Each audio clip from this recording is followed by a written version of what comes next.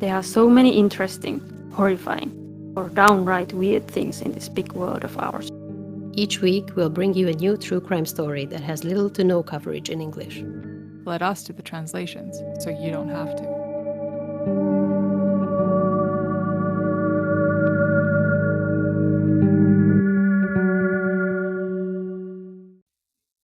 Hello. Postivaunut was the first to make noise.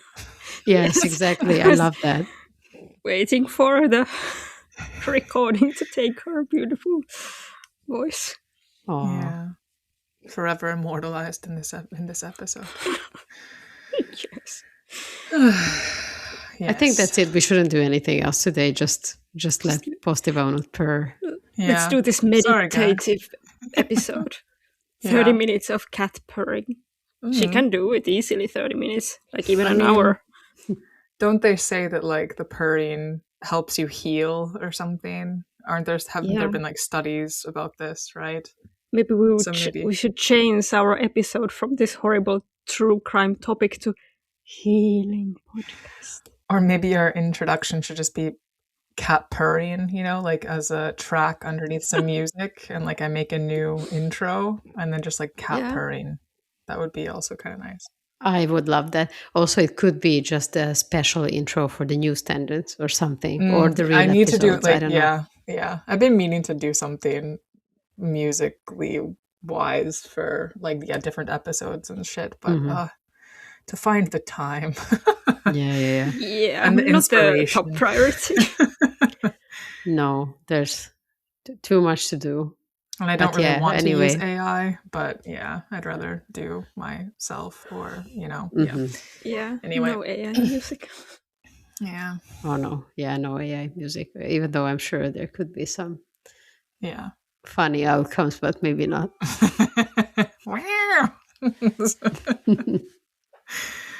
Okay.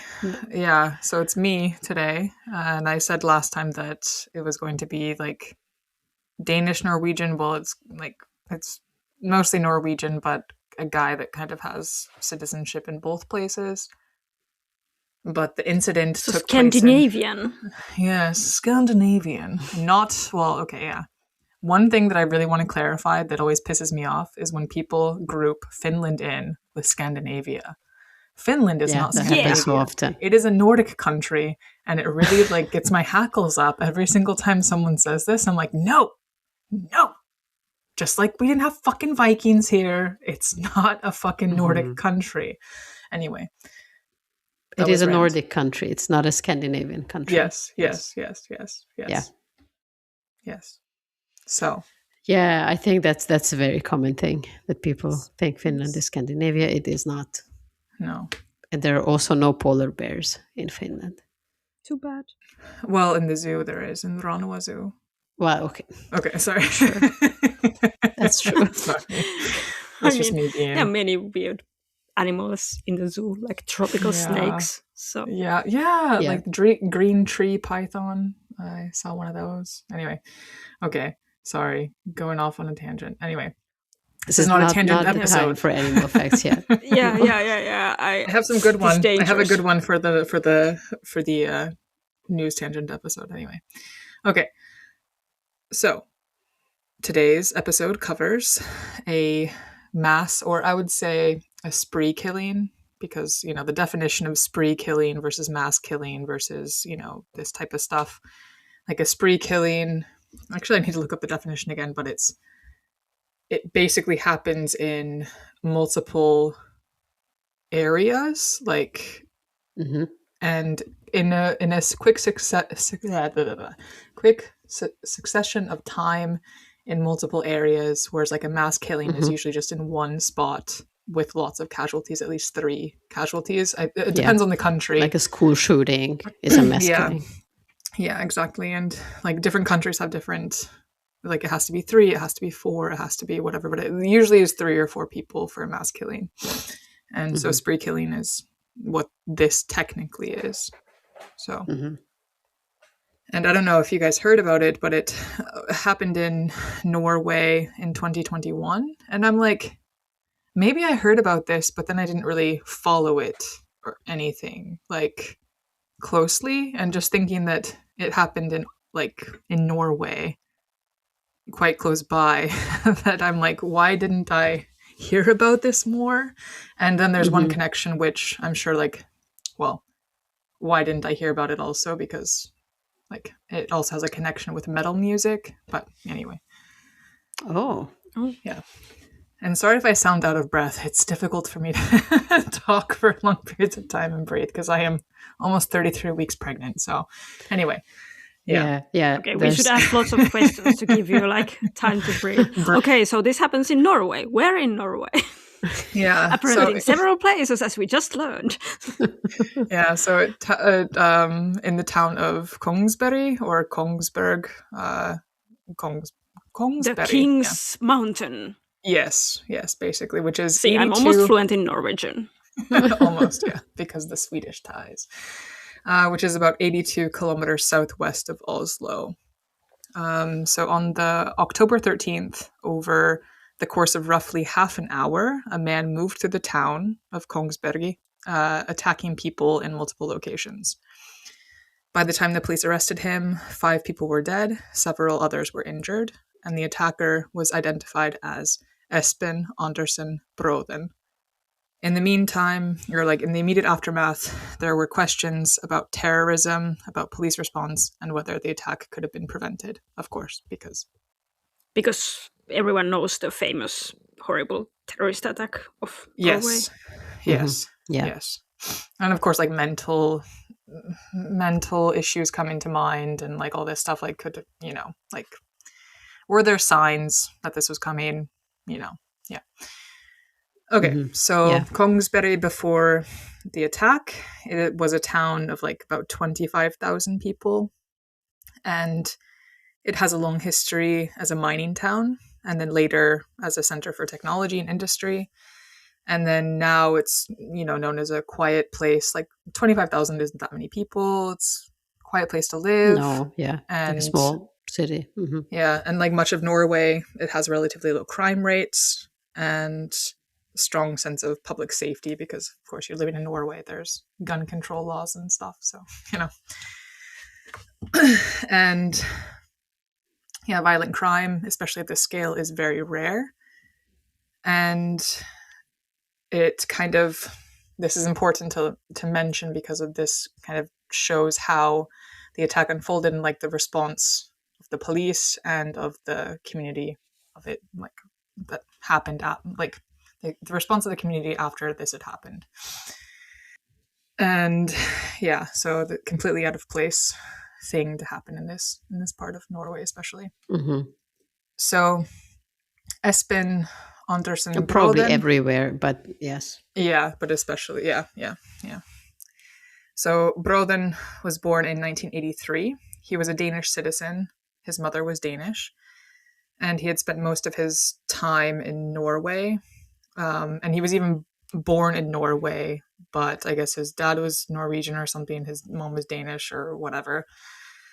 And then I think it's pretty common that Scandinavians just like move between these countries. And yes. And it's like the societies are similar and the languages are similar. So easy to... Exactly. Yeah. Very true. Especially in like Malmö or something, easy to go between Sweden and Denmark, and Yeah. So in an Ilta Sanomat article, and okay, I just wanted to premise this also that yes, there is some coverage of this in English, but I used only Norwegian and Finnish articles and maybe Swedish. I think mostly Norwegian and Finnish articles for this. So yeah, in an Ilta Sanomat article, it stated that Bråten had a long history of mental health issues in his adult life, and he lived alone, and he isolated himself in his apartment, and he had not worked in many years. And a Danish relative was more direct to Extra Bladet and stated that he should have been in a closed ward a long time ago.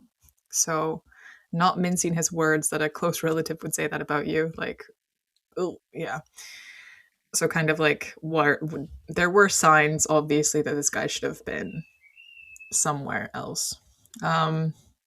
In 2012, he was sentenced to 60 days in prison. So this was 9 years, or yeah, was it?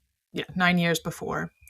He was sentenced to 60 days in prison with 2 years of probation for theft and drug use. So more specifically, he broke into the Norwegian Mining Museum in May of 2012, and then he bought 2 grams of hash in the city center of Kongsberg. And neighbors. That's so random. Yeah, like especially the hash show part. As a dangerous person. Yeah, and like that amount sounds pretty like not a very severe crime to me. No, but it's like hash. Like it's so weird to buy hash of all things. Like I'm like weed, sure, okay, but hash. But is back so then it was like it was. Wait, what year was this? 2012. I mean, 14 years ago. I mean, like weed still isn't legal here, so I mean, yeah. Anyway, yeah. But okay. So neighbors had also been worried about his behavior, and one stated that he like was fencing or like using branches and sticks as a sword, and it wasn't like, oh, I'm having fun in the yard, like hitting, stuff. It was more in like a malicious way, like practicing and like, yeah, I'm gonna stab this, hack at things. Like, I mean, if I see a grown man doing this, when as an adult. Yes, as an adult. So this was like also around, I think, like, mid 2000s or something. Yeah. And he would also get into verbal arguments with neighbors. And yeah, like he said some racial stuff to some neighbors and just being a dickhead basically to his neighbors. So they were like, we're going to move away. And then in July of 2020, which is like, this is where I would have been like, okay, this guy needs to be definitely locked up because this is only a year prior. So July of 2020 is when this incident happened. And then the actual attack happened in October of 2021. So a year and a few months later. And he had a lähistamiskielto, which is like a restraining order. What is it in Norwegian? Oh, fuck. I was reading some Finnish articles. Do you want me to check it and butcher my... No. It's always difficult switching between like English and Finnish. I think our listeners will want to know. Yeah, lähistamiskielto. Like, okay, yeah. Switching between Finnish and English is hard sometimes. It is hard. I always have the same problem. I have to like prepare myself and then I fuck it up anyway. No, but also with when I'm telling the stories in English and there are Hungarian names, I'm always like, okay, and now I'm switching. It's a different kind of pronunciation. Förbudsordre, like forbidden order, I guess, would be the... Kontaktforbudsorder. Yeah, okay. Like contact, like... Yeah, contact. But probably more in like a sing-songy way. Yeah, kontaktforbud order. Something like that. No, that's Swedish. I think Norwegian sounds more like Finnish Swedish. Yeah, less gay. So it's more monotonic. Yeah, it's not as singy as Swedish. Okay, fine. I don't know. Okay. So he had a restraining order for 6 months on his family members. Like his family members ordered a 6-month restraining order from him. And this stemmed from an incident of May of the same year where he threatened to kill his father and he left a Colt 45 revolver on his parents' couch. And like a 45 revolver, because you guys aren't really into guns, that's quite a big gun with quite a big kick. Like it's like Dirty Harry. Like if you think like a Western revolver or something, that's probably a 45, like big ass gun. I was thinking it's probably something like a Western revolver. Why does this guy have a revolver? Exactly. Yes, exactly. In Norway, I mean. This is not the United States. Yes, exactly. Yes.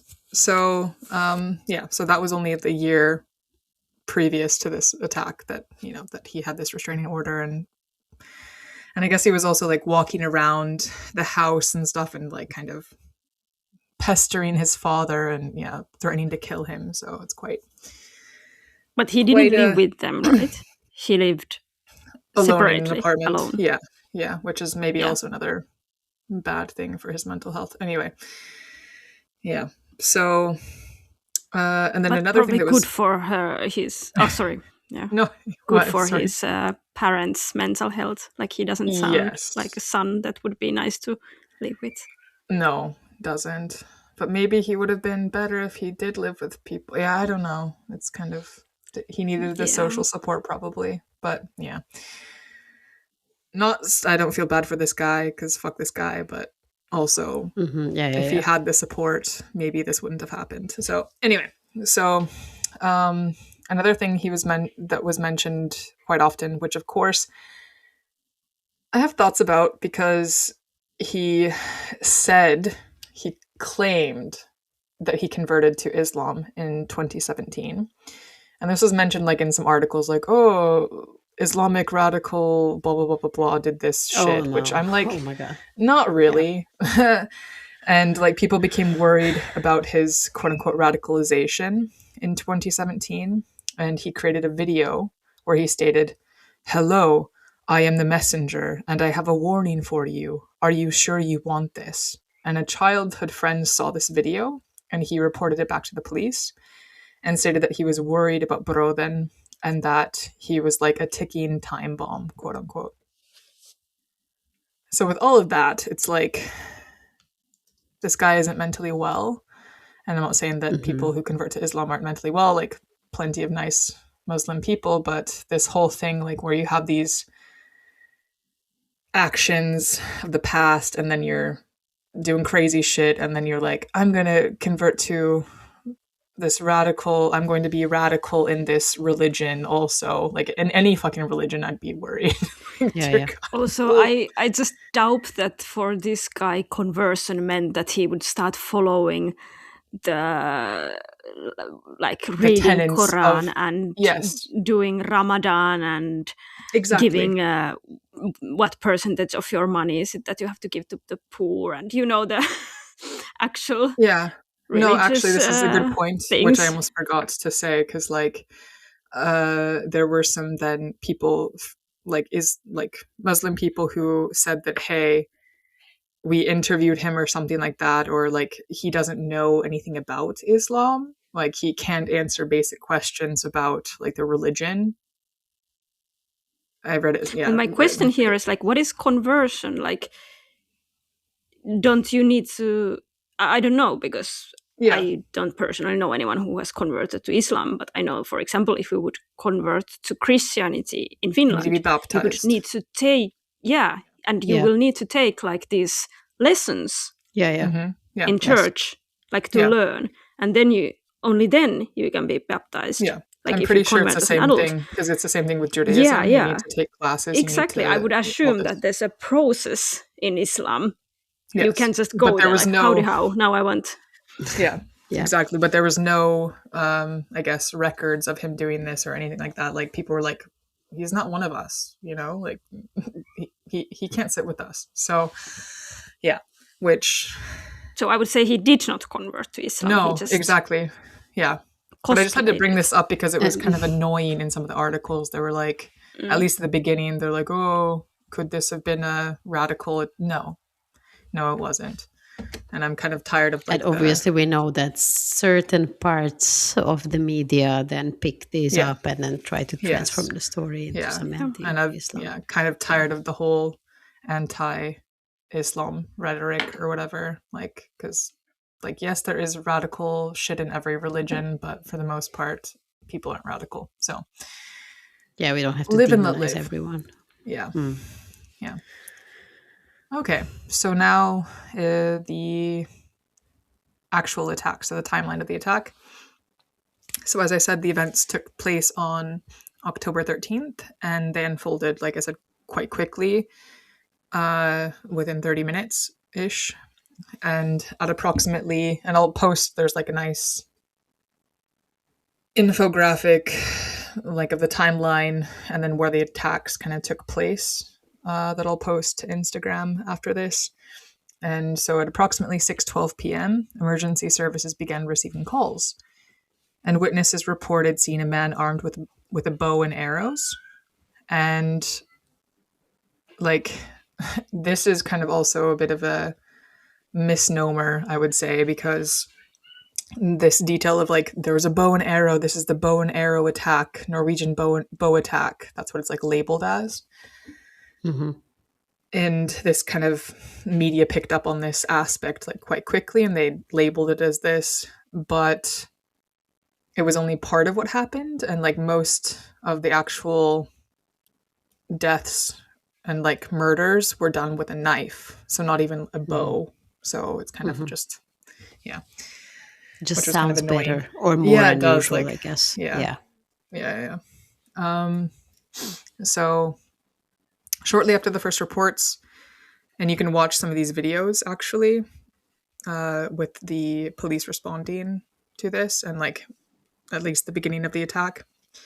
And the police officers encountered the suspect, so Broden, and during his initial contact, he fired arrows at them. So you can actually see him like shooting arrows at police, and they're like, "Oh shit!" and then evading things. So this kind of also plays into this role of, okay, this small sleepy town in Norway, not used to this. The police probably aren't trained for this either, like this type of attack.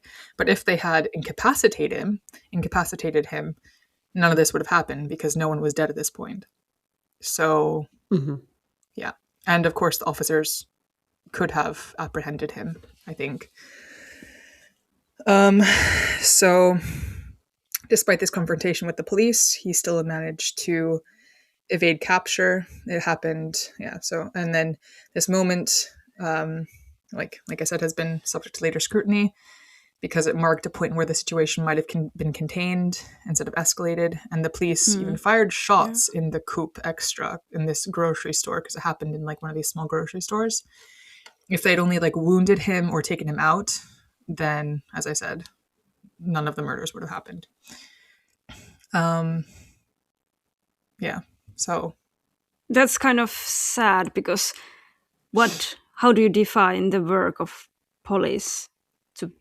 Protect people, I would say. So, and if someone's shooting at you, then you have probable cause to return deadly fire or maim some, like stop them, or like you have a gun, you should use it. And they did, but it's like, I mean, like, can't judge based on this. Like, maybe they tried their best and just didn't succeed. But still, especially because for them this was probably first time encountering this kind of situation. That's what I mean, like probably not very well prepared for this. So after escaping, Broden moved through different parts of the town over the next 30 minutes. He entered residential areas and attacked people in and around their homes, and some victims were even inside their houses. Others were encountered outdoors. So that's fucking scary. Someone just comes in and... So like he was going around, like someone was in their yard, and then he just attacked them, or also just like tried to open the front door, and it was open, then he just walked in. I think that's what I understood. Like he went inside houses. Super scary. Yeah. And like I said, the bow and arrow drew attention, but investigations later showed that most of the victims were killed using knives or other sharp weapons.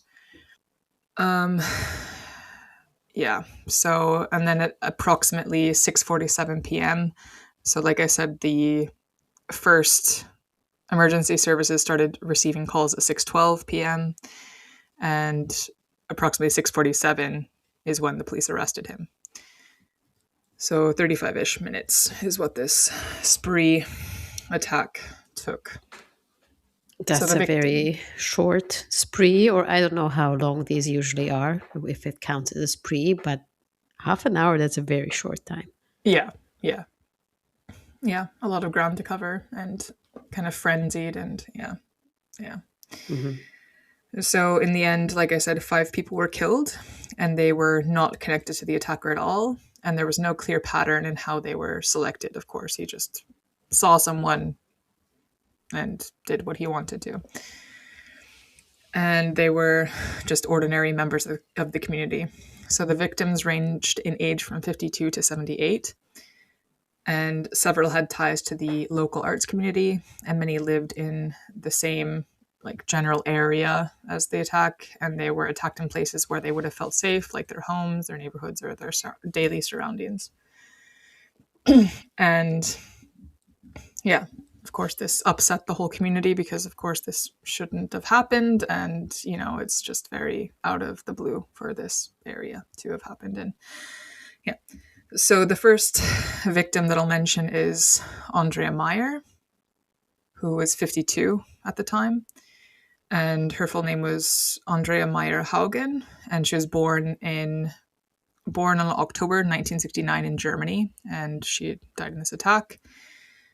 And she was also known as Nebelhexe, or Andrea Nebel. And she was a musician, author, visual artist, and model. And she was born in Germany. And I'll go through all the victims, So she was born in Germany. Meyer became involved in the European dark wave and black metal scenes in the 1990s. And she collaborated with artists in bands such as Cradle of Filth, Satyricon, and Enslaved. More specifically, she had appearances on Cradle of Filth's The Principle of Evil Made Flesh in 1994, credited as Andrea Meyer. Yeah. And this was the metal connection that I was like. Okay. And then Satyricon Nemesis Divina in 1996. And her creative interests blended performance, visual art, and writing, centered on pagan mysticism and feminine spirituality. And performing under the alias of Nebelhexe, Meyer released albums that fused ethereal vocals, electronic elements, and mythological imagery. And her music was often explored nature worship and ancestral traditions. And she wrote some books. And this part kind of annoyed me a little bit also with articles, because they tied her ex. They're like, the ex of blankety blank, was killed in this knife attack, which I'm like, she was also an artist herself, Yeah. But I'll still but this is how I found it. I was like, what the I found that, oh yeah, this person's wife was killed in Norway. And I was like, what? I didn't realize that, or whatever. So like I said, Meyer was born in Germany, but she lived in Norway for many years. And she had previously married a Norwegian musician, Samoth, of the band Emperor, which I'm a fan of Emperor, so I thought I would have heard about this. But yeah. So they kept kind of mentioning oh yeah, Samoth's ex-wife was murdered, etc., etc. But I'm like, she had her own career. You know. So, yeah. So that was... Yeah, I mean, that's always annoying. When things are framed this way. Yeah. So that was the first victim, and that's how I found this case, actually. And then another victim was Hanne Merete Englund, who is 56. And she was born in about 1965 in Norway. And she was a ceramic artist, gallery owner, and she had a residence and studio in Hyttegata, Kongsberg, and she operated a combined home and gallery in Hyttegata, where she had sold handmade ceramics and hosted regular summer gatherings by the river. And her neighbors described her as an artistic and bubbling soul, and a social hub who welcomed friends and strangers alike without formal opening hours. And her annual midsummer celebrations were a fixture for the local art scene. The third victim was Gun Marit Madsen, who was 78, who was born in 1943 in Norway, and profession was a painter and visual artist. And her alias was Gun Mads, which is Gun Mads. I don't know. It's a nice name. It's funny. And was known for colorful and emotionally intense art exhibitions across Norway. And Madsen lived for many years in Hyttegata in Kongsberg, and a street known for its tight-knit community for arts and craftspeople. And she participated in numerous exhibitions nationwide, including showing at Kongsberg's church in Oslo, and sometimes long prominent photographer Morten Krogvold. And she blended naturalistic eye for landscape with vivid color, and friends and colleagues described her as courageous and uncompromising in both art and opinion. She seemed like her picture, I don't know, she seemed like she had a personality for sure, in a good way. And those close to Madsen recalled her as warm, stylish, and a vital presence in the local art scene. And then after losing her husband to Alzheimer's disease, she found renewed purpose through painting, often reflecting on existential questions for her work. And yeah, that was Mads. Gun Mads. Then the fourth victim was Liv Berit Borge, who was 75, born in 1946 in Norway. And occupation was economics professional and volunteer. And her partner also is the next one that I'll discuss, but Gunnar Erling Save was also a victim. But Liv spent most of her life in Kongsberg, working in the energy sector in the role of finance. And she was described as being warm, generous, engaged. She had cultivated strong ties with her community and maintained enduring friendships from childhood. Her interests included photography, art, gardening, and handicrafts. And she once received a municipal award for her flower garden. Cute. Yeah. And her husband, Gunnar Erling Save, was born in 1946. He was 75 at the time of his murder. And he was a judge. And yeah, he specialized in land division and property cases at the Nedre Buskerud Jordskr. Okay, I'm not even going to fucking pronounce that. But like the land consolidation court, basically. Jordskifteret. Yeah, okay. Jordskifteret. Okay. Earlier, he worked for the Norwegian Public Roads Administration and the Ministry of Environment. And colleagues and friends remembered him as dedicated, fair-minded, and deeply interested in environmental and property law. And he was active in local landowners, engineers, associations, and continued to advise on land issues after retirement. And he lived with his partner. That sounds like a passion. Yeah, it does. Like, I mean, yeah. It seems like all of these people were very artsy or like tied with nature, you know. Maybe that's also like a Norwegian kind of stereotype, but I don't know. All these people seem very for artistic. Like artsy people, it feels it's kind of like you expect them to be passionate, but then you hear about someone in the legal field and you're like, wow, okay, but they were really passionate about the thing. Yeah. But up until the third victim, I was like, okay, so all of these are women and artists. Is there? Yeah, that's an interesting. Like in this area, I think they all kind of congregate because it is an artsy area. So that he was attacking people in this area. Maybe it was just kind of. I don't want to use the like a location, barrel, but it's like a location. Factor. Yeah. So the last bit about Save was that he shared a love of travel, outdoor life, and arts, and often seen together in his local community events.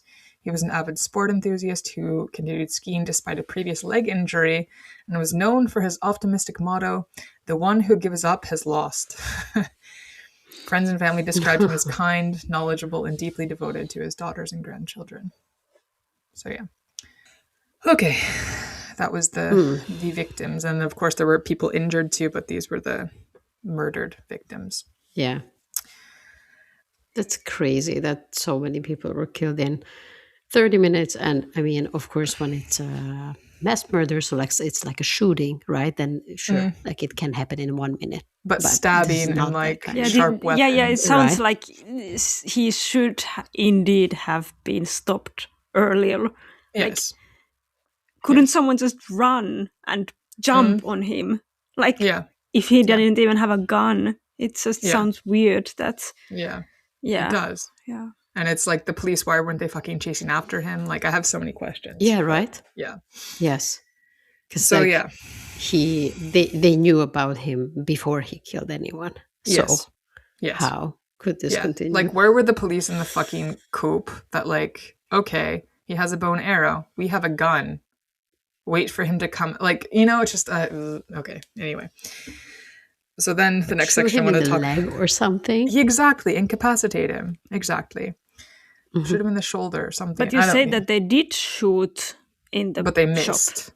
Yes, but they couldn't get like clear shot. But then just wait for him, because I mean there probably isn't many exits to this shop, I would assume. Like, you know. Yeah. Probably. They should have had the place surrounded. I mean, yeah. Okay, so many things. yeah, like easy for us to say without really understanding the situation. Yeah. But one of the central questions after the attack concerned the police response, as we were just discussing. So officers did engage with the suspect early on, but he was able to escape and continue the attack. So this led to public and institutional scrutiny, because investigations examined whether procedures were followed and whether different decisions could have changed the outcome of this whole event.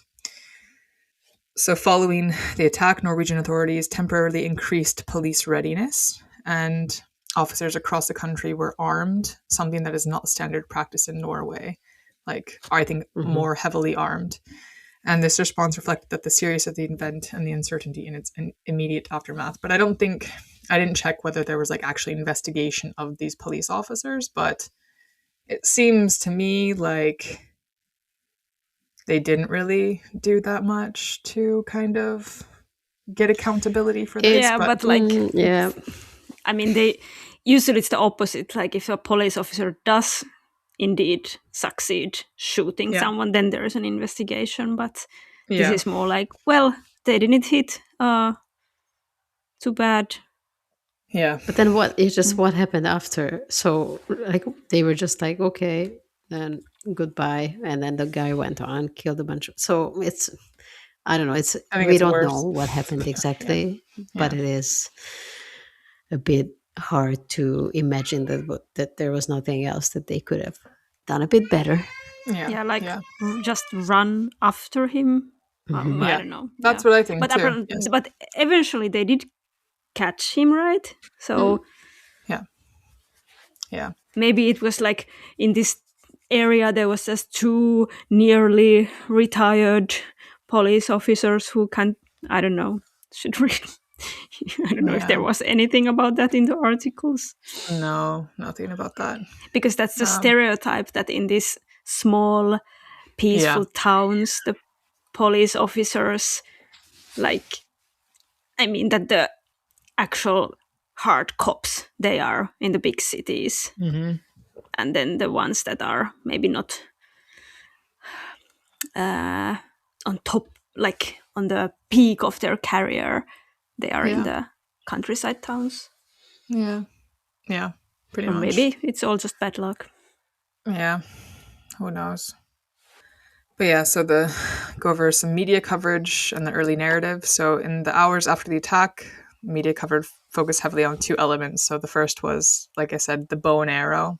And second was the possibility of terrorism, because I think this was fueled by, what was it, the 2011, the camp murders, basically, like the mass shootings. Breivik. And then, Breivik, yes. And then the possibility that he was, he proclaimed himself Muslim, like I mentioned earlier. And but like as more information of course became available, these narratives became less central, because of course people were like, he's not actually Muslim, like he hasn't converted, this is bullshit, and he's just fucking mentally ill, basically. And so the authorities came to the conclusion that this was all just driven by mental illness, and he did not have like an organized ideological motive or like some manifesto that he was trying to carry out. But the mental health aspect, like he should have been caught. I mean, he had family and friends that were basically saying, hey, we're worried about this guy.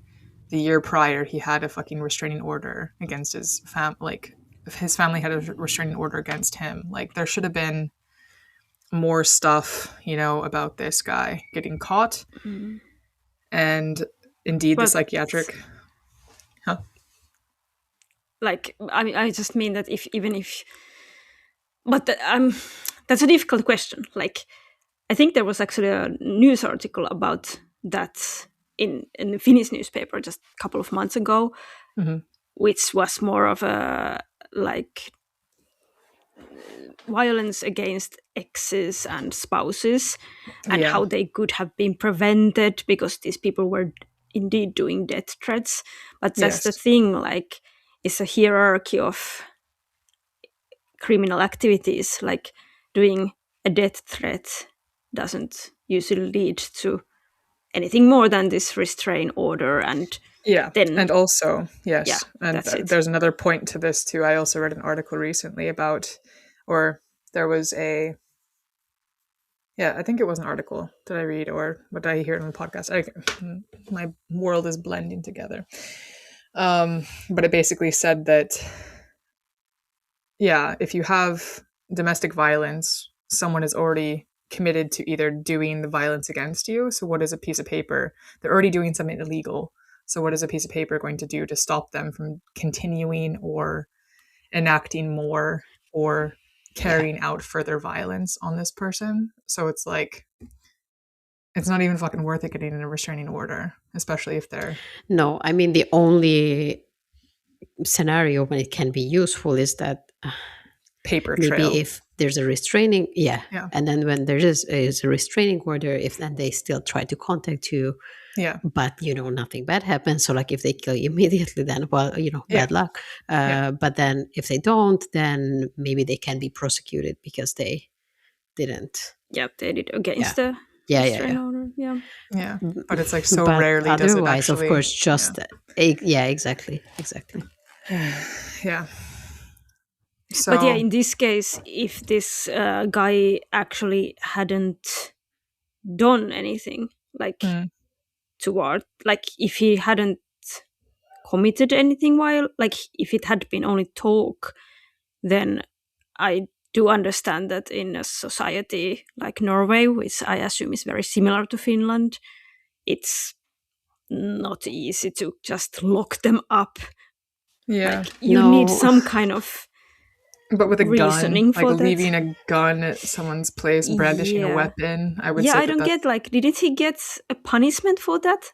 I would think, but he got suspension. Illegal weapon carrying. Yeah, probation. Yeah, probably something small. Yeah. But that's the thing, and I think that's a huge problem in every country, actually, that the police is by nature a reactive organization. So when there are like signs or you get threatened, they can't really do much. So maybe, there could be a restraining order in place or something like that. But then you always have to wait until something happens, someone is injured or someone dies. It's too late. Until it's too late. Yeah. And then sometimes it's not too late, but Yeah. So I don't know. It's Yeah. So psychiatric evaluations concluded that Brodin was psychotic at the time of the attack. No shit. And this finding had major legal implications, of course, because in Norway, individuals who are found not criminally responsible due to severe mental illness are not sentenced to prison. So instead, he was committed to compulsory psychiatric care. And later, reporting included coverage of the Norwegian media states that there were updates indicating that Brodin had at times claimed improvement in his condition, but the standard for release from psychiatric care is high. And so he has a continued detention, and it depends on, his risk to society and his mental state and stuff. So he's still in a psychiatric facility, but yeah. But I wonder if it is the same as in Finland, because here you often hear that actually being sent to the psychiatric is worse. Like the hospital for the criminally psychiatric Yeah, it's not criminally insane anymore. That's it's not criminally insane. It's not criminally insane, even though I want to say it, but even it's though not that's kind of that's a great term. I know it's it not. It is. It's I know. not. It's not the it just right sounds. one. It rolls off the tongue too. Criminally insane. Yeah, exactly. Yes. Yeah. Okay. Yeah, it sounds like something from Batman. Yeah. But I mean, I think in Finnish it's still like vankimielisairaala. So basically like prisoner mental institute. Well, anyways. Mental hospital. Being sent there means that there is no date of release.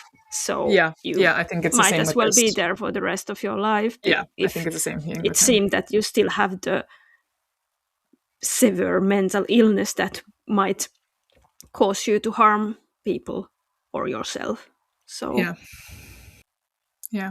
but so could it have been prevented? Yeah, he had contact with the police. He had people raise questions about his behavior and mental health. And like we kind of already discussed, like at what point do authorities come in and take over or, decide I think stuff? it's so hard because I kind of feel like in a lot of these cases, the issue, so like, of course, like police cannot come and arrest you if you don't commit a crime yet, or if you commit like a minor thing, then there could be steps taken, but it wouldn't prevent anything more serious. So what I would wish is that, the social care system would be stronger or have better resources. So these people who show signs of instability or mental illness would get support earlier. So these things could be prevented. So I don't say that, if they're a little bit suspicious, let's put them in prison. No, that's of course not. not. What or even psychiatric ward. Like you can't just lock up someone because they're weird. But some sort of support and supervision. Yeah. And maybe there should be more of this. Like in Finland, you would have these assisted assisted living. Like for example, if you have a what's the word? Sorry. Developmental. For example, developmental disorder, like let's say Down syndrome or any kind of that. You kind of can live alone, but you will need support. I mean, I used to live next to a place like that had, like, there was a whole apartment complex basically for people mostly with Down syndrome. And so they'd, be walking around outside and stuff and like going to their jobs and whatnot, but they all lived in the same like apartment complex. And it was a nice part of town. And I know. Yeah. So like maybe there should be more this type of solutions for people, because I think people living alone you're not really worse. And like you might we didn't hear a lot of about his life, but it sounds like if he didn't have a job, like often you also have issues just surviving your everyday life, like you're not managing it very well. So like I feel like there should be a checklist. Let's lock them up. Like but there should be like a checklist of severity or something, because you have to fill out like a questionnaire, like when you're depressed or something, you have to fill out okay, and you get like a number out of how many that you're severely depressed, you're moderately depressed, you're not that depressed. Great. Like you need to worry, you don't need to worry, or not worry so much. Well, it's kind of the same thing. Okay, can you hold down a job? Is that something like, like there should be like a criteria or checklist that you kind of get points, and like, okay, depending on how severe it is, that's when we either need to step in a bit more and give you assistance, or, we can leave you alone for now. I mean, there are people who are qualified enough to do this, but the problem is that there's just never enough funding or resources for this kind of these kind of services or these kind of organizations. And I mean, even if someone has a family, like this guy also had family members,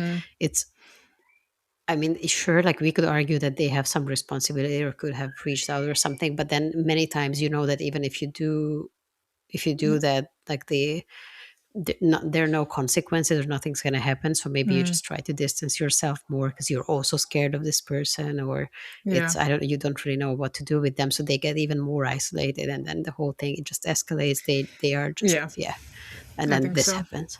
Yeah. Yeah, just based on this part with what we heard, I'm not blaming the family. I just feel that they were like, okay, we are afraid that our son will kill us, but I don't think they were like, he will probably just go and kill random people. No, I mean, you never know how someone's going to react. But it's like, if you're worried, I mean, they were worried enough to get a restraining order. Yeah, exactly. Yeah. So, yeah, definitely not. And maybe he never talked about like killing other people, so they didn't think about that. Yeah. But I mean, even if you call the police and say that, oh, I don't know, my family member is doing things like this or saying things like this, like most likely they're not going to do much. Like they can give you a restraining order if you're worried. Yeah. But what else will they do? Yeah, exactly. Like they probably can send a social worker to check them out. But as you said, like what can the social worker do then? Be like, well, now you are in the system that we were worried about you. Yeah, but I mean, if the system would be a little bit more strengthened or better, then maybe like there were more social workers, or if they would have more kind of routes to then, if they see that something is wrong, like escalated, or like, I don't know, like just intervene earlier, like a lot earlier than here. Well, I think we're beating a dead horse at this point with the conversation, but okay, but I mean, I think it's still important to talk about, even if we can't solve it. But that was the quote-unquote Norwegian bow attack case that didn't really happen with the bow. Thanks for listening. Clickbait, definitely. Thanks for listening. Who goes next? Like next full episode? I think it's Petra. Yeah. Petra? Okay. I think it's me. Do you have any ideas? Or No. Okay. I don't. Okay. All's good. It's going to be a surprise case. Yeah. Surprise for everyone. I mean, it's always a surprise for the other two people who are not having the case, but but it's now a surprise for Petra too. And you will get no hints because I don't know yet. We haven't given hints in forever, I think. Yeah. No, because like on Instagram, it's like I haven't been posting the hints at all, and neither the terminology list, because I'm just like, I don't want to spend the time reading through. It's too much work. Yeah. Yes, it is. Yeah, honestly, like, dear listeners, if you want to understand a weird term in a weird language, just ask. We will tell you. Yeah. Just write a comment under the Instagram post, and we're going to explain it there. Yeah. Like, what is lähestymiskielto? Yeah. Exactly. Yes. Restraining order. What is it? Or like, there was that weird word when you were talking about this or that. What was that? And then we can explain it. So we have a little bit more interaction too. Yeah. Yeah. Yes, indeed. Okay. But thanks for listening. You can follow us on Instagram at Translation Murder Podcast. You can send us an email at translationmurderpodcast@gmail.com. Yeah, I don't think we need any pictures of the nether regions, or what would you say, Petra? Pictures of dicks. We don't need. We don't need any dick pics. No. Cool. It might cause a restraint order for you if you send them. Possible, yeah. Lähestymiskielto. Okay, that's the word of the day. Restraint order. Lähestymiskielto. Yeah. Lähestymiskielto. It's such a tongue twister. Lähestymiskielto. Say that's 5 times fast, can you, Petra, for me, please? Lähestymiskielto. It's not even nice. You did it 4 times. No. What the hell? Wow, that was so good. I was just like, I'm amazed. I was amazed. Okay, I must tell you a secret. Yeah? Finnish is my mother tongue. What? Oh, shit. Yeah. That's why I'm so good at it. Oh. Yep. Yeah. But I know, good. like, changing these languages where you pronounce things so differently like mid sentence. It's super difficult. It's very hard. Yeah, it is. Okay, let's call it good. Okay, hei paralla. Yes. Bye. Bye.